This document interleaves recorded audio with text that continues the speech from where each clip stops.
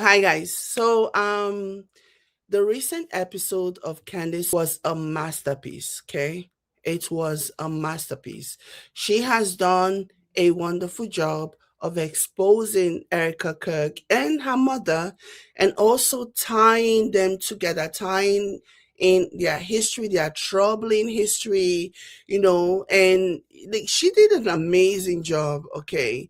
Like she exposed a lot of things that a lot of people didn't even know about. She even went as far as revealing how much money Erika made. Obviously, when I say Erika made, I just mean from Charlie's passing. Like, Erika made millions, okay? From Charlie's life insurance down to so many different people setting up like a crowdfunding for Erika.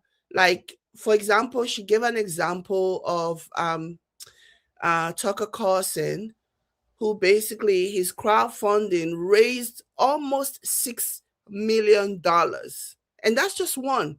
And that's just one. And I'm sure that there are so many others who raise money, okay, for Erika. And that is in addition to all of the money that she gained, at least on one, allegedly, according to Candace, there's at least 10 million that Erika inherited, 10 million life insurance policy that Charlie had, that Erika and the kids obviously now benefit. And that's just one. I'm sure they have multiple others. She also highlighted how Charlie was a really good, savvy businessman and he would have made sure. The reason why Candace is upset about this is because she does not like the narrative that Erika is trying to paint now. Erika is trying to paint herself as this, oh, she's just this widow who now has to fend for herself, making it seem as though Charlie did not make provisions for her and the kids. So let's listen to Candace. Okay, so in a sentence, I would say Erika is trending for being Erika, just for being chronically Erika. People are upset because at a recent Turning Point USA Club America appearance, she offered this sort of explanation as to why she has stepped into Charlie Kirk's role. And I'll give you the obvious point that she's going to make: because God ordained it. Obviously, that's always the vibe. It's biblical. And she explains how the people that are judging her for no longer being a stay-at-home mom, which is what she was, don't actually realize that before she met Charlie, she was actually running her own business. And she managed to build that business in such a way that she was able to operate, or it was able to operate on its own. It was just functioning well on its own, a well-oiled machine, by the time she got married and had kids so she could safely step away. So let's just listen to Erika lie. I get this question too of, well, you were a stay-at-home mom and all this stuff, like that's what you should go back to doing or something like that. A lot of people don't realize that before I met Charlie, I had my own company, and I still do. And it was one of those things where I built it in a way where that when I got married and had children, it could run on its own. I didn't have to do day-to-day. I could check in, but I didn't have to do day-to-day. And that's the beautiful thing is, like, young women in here, if you do create a company or a business and you're an entrepreneur, build it in a way that it sustains itself so that when you do find your husband and you have children, family, that's your main focus. You can have your calling on the side of your company, but your main focus is your husband and your children. And there's something beautiful in that. Unfortunately, I did not see my life being like this. I didn't. So when people are like, oh, she's now this role, I'm honoring what the Lord has put in front of me, and I'm also honoring my husband's request. And now I have to be the sole provider for my children. And Like she always has to say that. She always has to say, oh, the Lord said this, the Lord, I'm honoring the Lord, because she knows this is the only way that she can sell whatever bullshit she's trying to sell to the conservative crowd. It is so pathetic how these people have zero conscience and they take advantage of gullible people, they take advantage of Bible thumpers, they take advantage of people who truly believe this. And it's sad, and that just goes to show you that they don't have any conscience, they don't care. As long as it benefits them, that's all they care about. Again, this is not a business card opportunity. There's something very biblical in a woman Yeah, honoring of her husband and course. stepping up and Hmm. standing in. I have an amazing team. I do, and I could not do it without them. Again, my focus is on making sure my children are amazing, young, biblically aligned little humans. But again, you Like that doesn't even make any sense. Like you can just tell that these are things that she was force fed, and these are things that she had to recite, making sure that your kids are young. Like they are young, they're toddlers, they're kids. Again, this is what happens. No matter how you rehearse certain things, if they are not coming straight from the heart, one or two things will definitely give it away. And that's what we see happening when it comes to Erica. perspective. Your life is so much greater than just this blip on a radar. And my focus is always making sure that everything that I'm doing is leading me closer to heaven, not further away from it.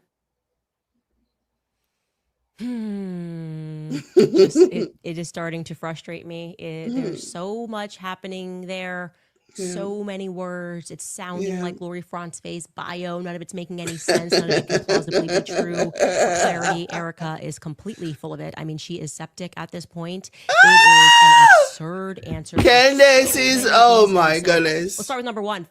She's lying. Candace can read, guys. And it will never not be funny to me when you see all these people who are now against Candace, and in a bid to like discredit her, they will say things like, "Oh, she's crazy. Oh, she's not smart." No, can even her jokes are smart. Okay, yeah. I think that's just a cope. That's just the way that these people are coping because they don't know what else to do. Now they have to say, "Oh, she's low IQ." Candace is anything but low IQ is not one of them. But again, this is what they have to do to like discredit her, which is so funny to me because when Candace was saying everything that he agreed with, when Candace was doing all this stuff that they were very fine with, they always propelled Candace. They always told everybody that cared to listen, especially black people, be like Candace. She's so smart. Oh my gosh, she's so smart. She's so beautiful. And now I even I saw a post that made me laugh because in one of the episodes that Candace did, and Candace basically quipped and she said that she never understood modeling, that she always had she always looked, there's a word that she used. I don't want to paraphrase and just kind of like go out on line, but there's a word that she used and it was very obvious that she was joking, okay, and she didn't mean it that seriously. But then some of the detractors who don't like Candace, they took that statement that she said about how, oh, she never understood the modeling world because she looks a certain way growing up. Again, she was joking, but they completely took it out of context, and they know for sure, like they watched the video, they know what she was saying, they know that she was joking, but they chose to take that word out of context and then twisted it and made it seem like, oh, you see, Candace is so jealous and envious of Erica, because somebody even commented and said because Erica has blonde hair and this and that. There's people want you to. It's so crazy to me how they think every black person who is critical of Erica is jealous of Erica, wants to be Erica. Give me a freaking break. Like it's maddening to me. But yeah, I saw that comment when somebody made a post about that, saying that, oh, this is evidence that Candace is jealous of Erica because she says something about how she could never be a model because she looked a certain way while she was growing up. It was a joke. And this person obviously knew it was a joke, but they chose to use that as a quote unquote smoking gun to basically convince themselves and whoever cared to listen that yeah, Candace is so jealous of Erika because Erika is the most beautiful woman in the world. Give me a break. Give me a break. Yeah, the same Candace that they put on a pedestal, the same Candace that they had nothing but nice things to say about her, is the same Candace that they are now calling low IQ. Like I said, Candace is a lot of things, but low IQ is not one of them. She's incredibly intelligent, she's incredibly smart, and she's very quick. So you guys can miss me with that bullshit. Okay, she's claiming that she ran a business before she met Charlie. That's her point. I was running this business, and then by the time I got married to Charlie in 2021, this business was sustainable. She used her mom's favorite vocab word. Okay, so let's start with that. What business was Erika Kirk running before she met Charlie? I can assist. I was there for this. Okay, the business that she is referring to is a clothing company that prints Bible verses onto t-shirts. Effectively, just Bible verses onto t-shirts. I remember this vividly. Charlie, she does streetwear. She makes t-shirts. Kind of said like he didn't really care what she did because he was looking for a biblical wife, right? Like I'm going to take care of her. It sounded more like a hobby when Charlie explained it to me. But I also spoke to her and met with her and was aware that she was working on this fashion business, making streetwear. Oh, how new and inventive here in New York City, where on every corner someone is hawking t-shirts. But what I find to be interesting now in retrospect is that actually that streetwear company, so she goes on her first official date with Charlie in September of 2018. She actually picked up the domain name to that streetwear company, which is proclaimstreetwear.com, the month after, on October 26th, 2018. So just, by the way, to be clear, this was a very big week for Erika. She picks up this domain name, Proclaim Streetwear, and it's just 2 days after she received her real estate license in New York. Like, this is so crazy. It was almost as if she was really trying to impress Charlie to make it seem as though, oh, she was doing things or whatever. And she had already blasted about how this was what she was doing and that and the other. And she wanted to like follow through to some extent on what she was saying, on what she had bragged about. This was so calculated to me. Like I was listening to Candace just break all of this down. I was like, oh my gosh, this is so calculated. This is so obviously calculated. This is someone who wanted to like let him feel like, oh, she's not gonna be a liability. She has something going on. It was all part of the scheme. It was all part of the plan. That was how it was given. That was what it was given as far as I'm concerned when I was listening to Candace break it down. All of this happening a few weeks after she meets Charlie. So when Erika meets Charlie, just to paint this picture for you, we're supposed to believe that she's pursuing her master's degree at Liberty University. She is birthing a startup fashion company that she is somehow going to have up and running on its own within 2 years. She's also working in real estate for the Corcoran Real Estate Group, plus going on an interview with Turning Point USA for some job. We're not exactly clear on what that job is. And that's in addition to getting ready to film for a reality TV show the following month, Summer House. Okay. Like I said, I'm born yesterday. I'll take it. I'm born Wednesday. That's totally fine. She's just amazing. She's like giving Mikey McCoy right now, somehow is able to wear every single hat. Now, I want you to understand that this was not actually an up and running business at all. She got the domain name a few weeks after, but the domain was not active, despite the fact that she had it. In October, Proclaim did not actually file to become a business until January of 2019, after she began dating Charlie. That's when she formed the official LLC paperwork. So you're not a business until you have that, okay?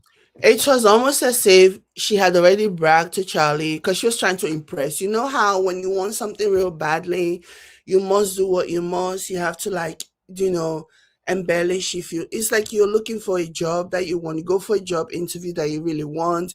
You might pad your resume a little bit, you might embellish, you might tell some lies, some little harmless lies about where you may or may not have worked. I think that's what happened. I think she was trying so hard I don't even think she, anyways, based on everything that Candace has exposed, it's very clear to me, at the very least, that when she went for that interview, so-called interview, it wasn't to get a job. It was to win Charlie's heart. That was the interview. That was the assignment.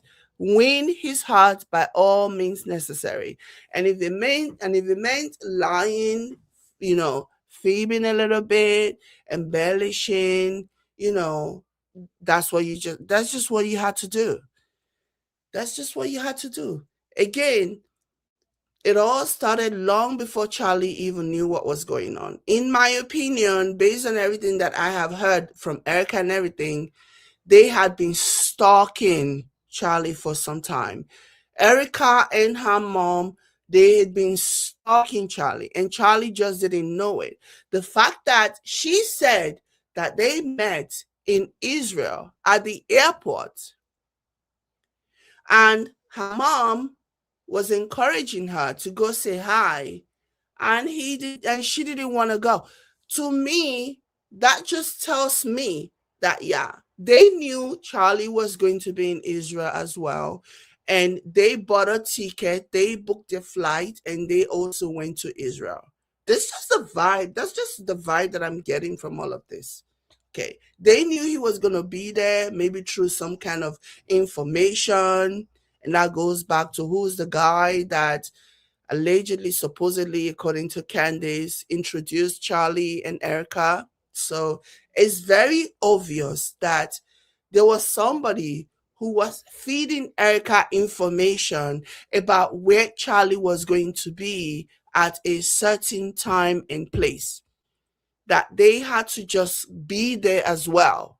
Maybe when they got to Israel and they met Charlie at the airport, maybe the situation, maybe the environment was not conducive for them to have been introduced, or for her to go and, introduce herself or whatever. And that was why she changed her mind and then waited until there was some kind of a job opening that she just had to apply for, even though she wasn't really looking for a job.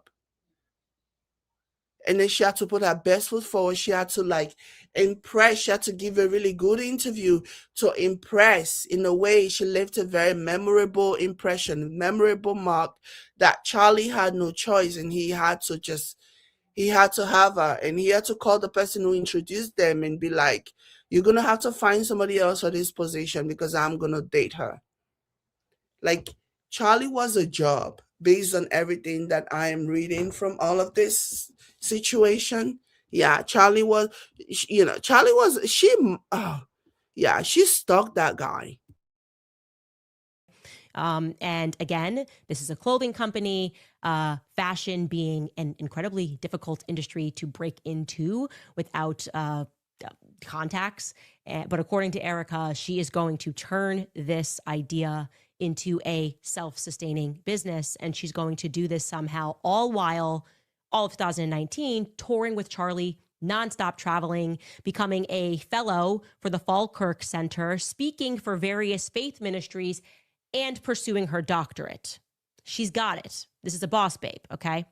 Now, we decided to go check because it's like, okay, you make clothing. If you're going to tell us that this is going to somehow you started in 2019 and by 2021, when you get married, it's running on its own, surely I must be able to instantly buy these clothes.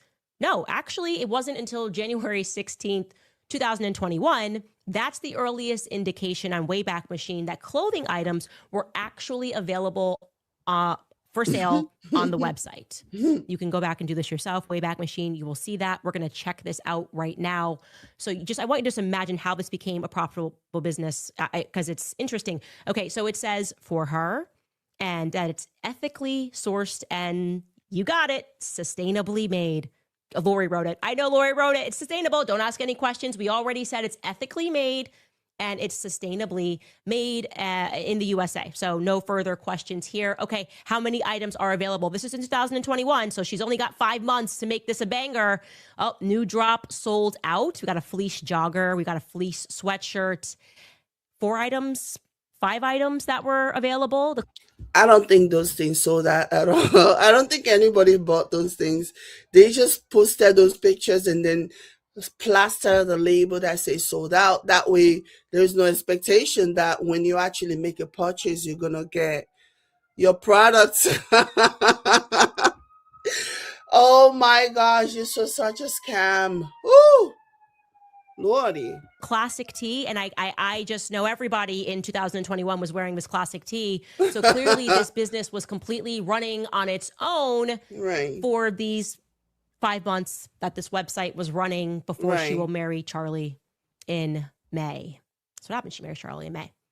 Later that year in September, in September 20th, to be particular, on September 20th, she's going to release an associated app called Bible 365. But again, that's all irrelevant because that's after she married Charlie. And she says that before she married Charlie, she had a business running. It was a machine. So my question is, how did she do it? How did a clothing company, which didn't even have an operable website, become so successful so quickly?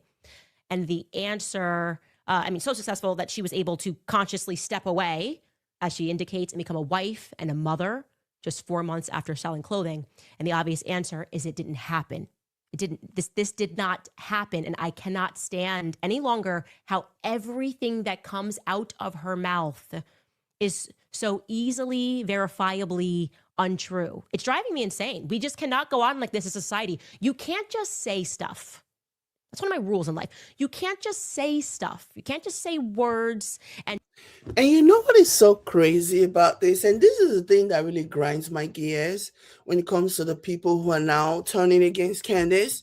What really grinds my gears is that Candace is not doing anything differently now than she did before when she was, researching and posting and doing docu series on, for example, um, the Macrons.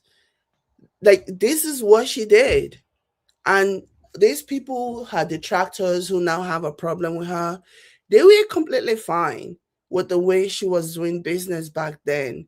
And if this had been anybody else, if this had not been Erika, they know that they will be falling for this hook, line, and sinker. But because there is a need to protect Erika for whatever twisted reason, ignoring the fact that somebody that is supposedly loved died. What if, and the people who are pushing back against Candace, what if Candace is right? What if something really did happen and Erika knew about it, has a hand in it to some degree, or even if she doesn't know about it, if she doesn't have a hand in it, somebody close to her, people close to her know what happened. Wouldn't you guys want to know? Wouldn't you guys want to know the truth? Would you just brush it up because, oh, well, oh, we don't want to rock the boat? Wouldn't you want justice, real justice for Charlie? That's the thing that I don't understand. Every other time that Candace has gone after individuals and talk about them and research them or whatever, and has done documentaries on them, you guys have been on board. You guys have never had an issue. You can't start discrediting her now because you don't like that she's going after Erika. You simply cannot do that. It makes you a hypocrite if you do that. And you can't just label her, oh, she's psycho, she's this and that, because you don't like what she is doing. You can't do that. That is such a crazy, ridiculous argument. And obviously, nobody's buying it. Only in your MAGA circle that people are actually buying this rubbish. Outside of the Erika Kirk and Tony Point fan base, people are not buying this. People are asking questions because Erika is not acting normal. And this is not even about everyone grades differently. No, it's not about that. Erika is not acting normal. It is high time you guys make peace with this fact that Erika is not acting normal. There's something wrong with Erika. Just keep saying words and then just expect everybody to accept those words. You can't just have a Lori bio in life. Okay. I want you guys to think about that as you go through your days, as you go through the weekend. You can't live your life like a Lori Francois bio. It doesn't work like that. It doesn't work for me in particular. And by the way, I just wanted to say off top that like fact check untrue. That's before we even actually officially dive into the substance of the claim that she's making to this audience, right? Oh, how are you doing this? Well, of course, because God so willed it. She must continue Charlie's company. This is biblical. She's honoring her husband. It's biblical. Don't ask further questions. Erika is being a fantastic wife by her kids now only have one parent by dividing her time to be a CEO and a chairman. It's not what she wanted. It's the hand that she was dealt. That's very relatable, right? She's now, as she says, and this is what really frustrates me, she calls herself the sole provider. Okay. It frustrates me because what it truly does is it discounts who Charlie was, how genius he was, how financially savvy he was. Like she's trying to relate, like she's just like a single mom and working a 9 to 5, working at a restaurant, trying to make ends meet for her children, and the father's gone. No, she's not implying in any way here or being clear here that Charlie had a life insurance policy, both at home, at work, which she would have benefited tremendously from. In fact, some people have done work. And I believe just at the life insurance policy that Turning Point had for Charlie in the event of his passing, Erika was set to receive $10 million from his work policy. Wow. $10 million. Let that sink in. $10 million from his work policy alone. Whoo! So this is an insult to Charlie because it implies he had nothing, it did not have their affairs in order at all. Like he just had kids. And this is what pisses Candace off. Like this narrative that she's trying to push, it's just false. Erika can take 10 years off and she'll still be fine based on the level of life insurance policy, crowdfundings, and everything else that she has gained on account of Charlie's passing. She could take 10 years off and she will be good. She and the kids will be good. As long as she doesn't have like a gambling problem or whatever problem, she can take 10 years, never work for 10 years, and she'll be good. So this is what really pisses Candace off. Like she's trying to make it seem as though, oh, now I have to fend for my kids. Not really, you don't. Not with all this money that has been raised for you. Not with all this money that you now have as a life insurance and all of this stuff. Like that's crazy. She has enough money to last her not working for a good while. She didn't need to rush back to work. But again, this is all because she has been fame hungry for the longest time. And I really dare I say that she resented Charlie. Perhaps she was thinking that if she married Charlie, she will have notoriety, she will have, fame, she will be, she will have the fame that she's always wanted. But once she married Charlie, and Charlie made it clear that no, I want you, the home need you, baby. You need to stay home. I want you to be the homemaker. I want you to be a stay-at-home mom. I feel like she resented Charlie, and I have reasons to feeling that way because her entire adult life, she has always wanted to be center of attention. She has always pursued fame. And so she married this guy thinking, okay, this guy is going to give me fame, only for that not to be the case. I really feel like she felt some kind of resentment towards Charlie, and that's the reason why she could not wait to jump in her boss babe era. As soon as Charlie died and she was asked to take over, she could not wait.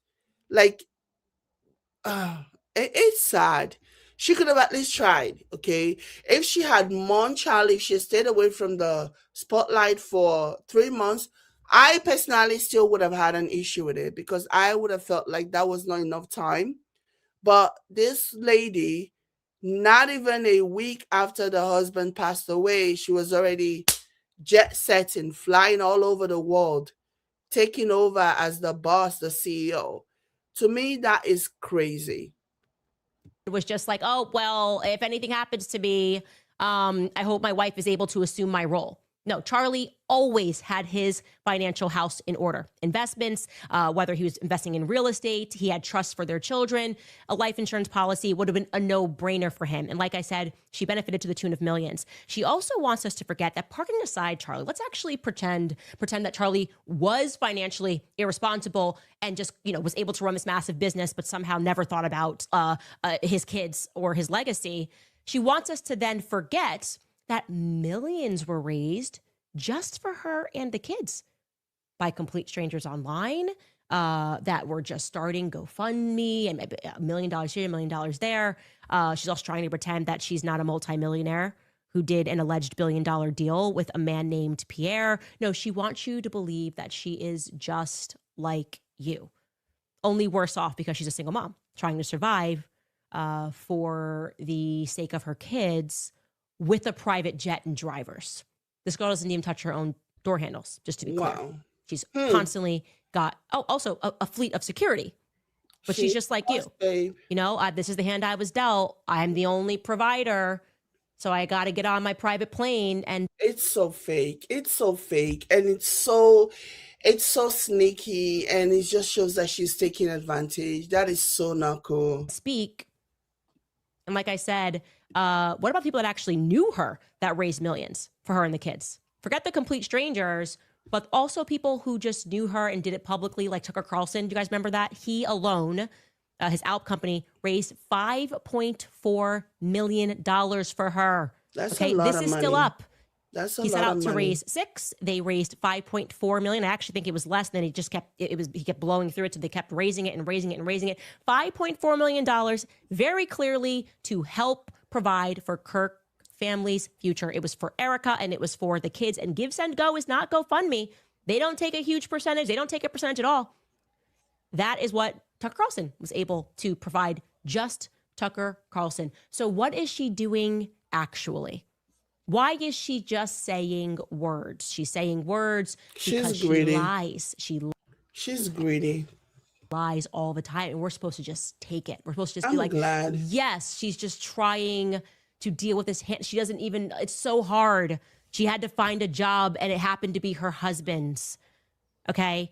I fully agree that this person, this human, wanted power and she seized it. That's why she didn't even flinch. She didn't even wait a week before she was in that office doing sit-down interviews at her home with the New York Times. She didn't even wait a week to pretend that she was grieving. She was back in the office. She cannot honestly state, and by the way, this is just a matter of common sense, Erika cannot honestly state that her focus is both on her children and on the company, because it's not possible. It's just not possible in a one-parent home. It isn't. Even if she had a job that was part-time in a one-parent home, she would be being crushed by her schedule. Okay, that's the whole thing. You're designed to have two parents in the home, and now she has to step up to the plate, pretending she has to step up to the plate, and she's going to take on not a regular company, but an empire. She's just going to take on Turning Point USA, and she wants us to believe that she's both putting her children first and putting the company first. Now, I assume that Erika knows I get leaked everything by now. They clearly know that, and there was a ton of tremendous public backlash when I had released the two Zoom calls. Particularly, people were sort of unnerved by, I don't know if she mentioned the kids at all, her kids at all, but how little she mentioned Charlie. Rather, she was giddy talking about merch and talking about hats. And this was 11 days after Charlie had been assassinated. The first one was 6 days after she had been assassinated. And so this time, now in February, which is when this call is dated, February 11th, she made a point to immediately mention her kids. And this is their kind of recapping how great the Super Bowl was, not acknowledging that they purchased all of these views, but we competed with Bad Bunny, and I'm going to bring Erika on because it's going to start with Tyler Boyer, and I've got rid of everything else with him. It's just, Tyler and Erika are thick as thieves. And so you're going to hear him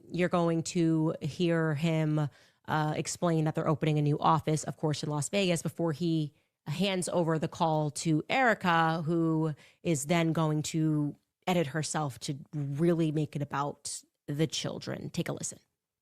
Last thing I'll say is this: at Turning Point Action, we have a ton of jobs posting in Arizona, Nevada, and New Hampshire. Those three states are so critical for our success. We actually just locked down. Jonah just got back from there, got the keys to a new building that we have in Las Vegas, which is really exciting. So it's about similar size than this. And so the footprint is growing. Things are moving. Things are happening. But we're going to need 1,000 more people in this room this time next year to win across the country and set ourselves up for the future. So get excited about that. And without further ado, go ahead and hand off the microphone here to the wonderful Erika Kirk. Hi, everyone. I know it's not usually normal to have everyone brought together, but I wanted to do that for a multitude of reasons. One being I want to say something very personal and say thank you to each and every one of you.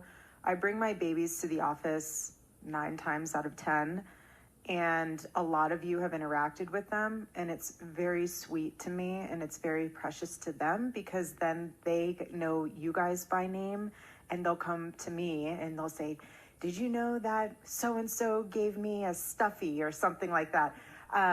Thank you. That my kids are my world, and I love bringing them here because they get to see what their father built and what you guys all continue building. So that personally means a lot to me. I just want to say thank you for that. Also, Erika is so fake. It's so obvious that she lives on the internet and she's particularly stalking Candace Owens' show because a lot of the things that she's doing now is just obvious damage control. She's trying to like indirectly address some of the concerns that people have had with regards to how she basically has abandoned her kids who are watching her kids. And that's obviously what she's addressing now. Oh, 9 out of 10 times I bring my kids here. Because obviously that's what people are wondering. You don't need to bring your kids anywhere. Stay at home with your kids. But yeah, that's what she's trying to like address. That's the question that she's trying to answer. And I'm sure that she already knows that this is going to be leaked. And so she's just doing all of this. It's so fake. Like this woman is so fake. And the thing is that the thing with narcissists is that they don't care or they don't know that whatever fakeness they push into the world, people can actually see. Like they don't care. They will still push fakeness into the world anyways, even though the rest of us can see that this is so fake, this is so manufactured, this is so performative, but they don't care. They're still gonna push it anyways because they are narcissistic, you know. So, but it's so obvious that this is Erica's way of addressing the criticism about who's watching her kids, why she's flying all over the country doing TPUSA stuff. That's what she's addressing here, and it's coming across as really fake. Mm. I'm going to be doing something kind of like a lunch with your department style thing because it is on my heart so badly. I would love to sit down with each and every one of you individually. I want to know your name, your face, like be able to pray for you guys. This is another thing that she's addressing because in some of the conversations that were leaked, or I think it was one of the former TPUSA staff member who was talking about how they've never met Erica. Erica never comes and says hi. She doesn't care. All that talk about how TPUSA is my family is just lip service, but because the reality is Erica never tries to like get to know the staff. Erica never tried to get to know the employees, the people that are working at TPUSA, that all the things that she's talking about how TPUSA's family is all eye service is just fake, fake, fake, fake, fake. And that's what she's trying to address here now as well. Again, this woman is so fake. Why can't you just be your authentic self? Whew. and really just know you. And so since I can't do individually just yet, because that would be a long day and time and month and year to do that, I'm going to be conjoining it through departments so we can make them very small and intimate, maybe 3 people at a time, and have lunch with Yeah, you guys right. just to hear your heart and hear your stories about Charlie. To be honest with you, that would be amazing, and your memories with him. So that was one thing on my heart, why I wanted to also just bring you guys all together. Okay, so the people watching your kids, you should already know your names. You should already know their names. If you're saying in this first half, thank you for watching my kids, what should not follow is saying, I look forward to learning your names. I just feel that if they're watching your kids and the kids are coming home and saying, so-and-so did this, that's not the first time you should be hearing so-and-so's name. So this is supposed to be endearing. Oh, thank you guys so much. I'm dumping them at the office, and in addition to working extra hours and maybe getting a surprise that you're all going to be fired at the end of this week because we don't know who's leaking to Candace. And oh my gosh, we fired everyone last week and they're already still leaking to Candace.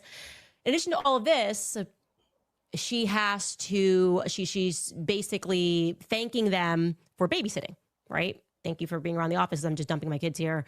And I would like to now try to see if we can get a lunch date, and we're supposed to be endeared by this. Like, oh, the kids are in office because this is what Charlie builds. Like, no. That's because it's fake. She's not doing any of those things. She's just lying. No, that's not where toddler kids should be. They should not be at an Right. office. It's Right. not endearing. This is Right. wrong. They should not be with you 9 times out of 10 at an office. Exactly. She should be home with her kids. Erika, no matter how you slice this, it will never be okay for these kids to be at their father's workplace 9 times out of 10. If you try, and it's very obvious that what she's trying to do is to like respond to some of the criticism about how, who are you leaving your kids with, and blah blah blah. This is still not working. The reason why people are asking you that question is you should be at home mourning your husband. You should be at home. This is what normal people do. Normal people do not resume their husband's position less than a week after his passing. You should spend time with your kids. Spend time alone. Because let's say for the sake of argument, I even believe that she brings her kids to the place 9 times at a time, which I don't believe at all. Like, you still your attention is still divided. Your attention is still divided. You're still not spending time. The reason why people are saying, where are your kids? Spend time with your kids. The reason why people are asking these questions is because you should be at home with your kids. You should spend quality time at home with them, not bringing them to your place of work and then shipping them off to some worker while you're going around and being boss babe or whatever. It's still not giving what you think it should give. Nobody still wants that. Oh my goodness, this lady. It's still not, people want you to be at home with your kids. Go home, mourn, watch cartoon, spend quality time. Because when you bring them to work, it is a workplace environment. You are at work. You are at Charlie's office to do some work, meaning your attention is going to be divided. Okay, you should be home with your children. This lady. That's not the environment that children are supposed to be in. They're not walking through. And by the way, just in case you don't know the setup, where Charlie worked is completely separate from where everybody else works. Okay, he has his own building, and a small amount of the team is in the building. They're not familiar with the entire office. They're not walking in being like, "Oh, this feels like Dad. This reminds me of when Dad used to." What? What? You weren't even at the office. You just said in this speech that you were a stay-at-home mom while you guys were married. So why would this place remind your children of their father? Your toddler children of their father? This is a corporate office. This is not home. It's like, why do I need to communicate this with you? Are you just surrounded by robots? Are you a hybrid, Erika? Answer yes or no. Like, I don't understand why they don't understand why none of this is normal. Why are we having to explain to Turning Point USA why all this is off? And why does it feel like she intentionally just edits a little bit after feedback? Like they're just Yeah. downloading an algorithm, you know? That's exactly what she's doing. She edits after feedback. She, goes on the internet and she hears what folks are saying, and then she just edit based on that. Yeah. But the thing is, people already know these things. Like people already know your next movement. People already know when you're just saying things to like address the narrative. People can tell that it's fake. It's not real.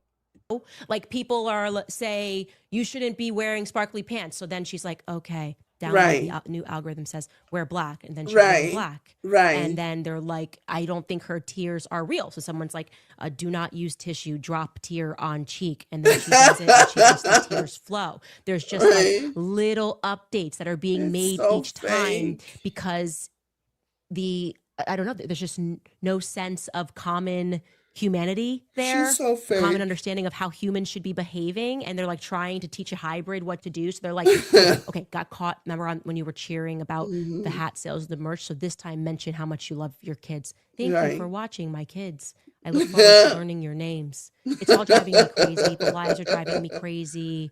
The things that she's saying, the words that are coming out of her mouth are driving me crazy. And I needed to stop.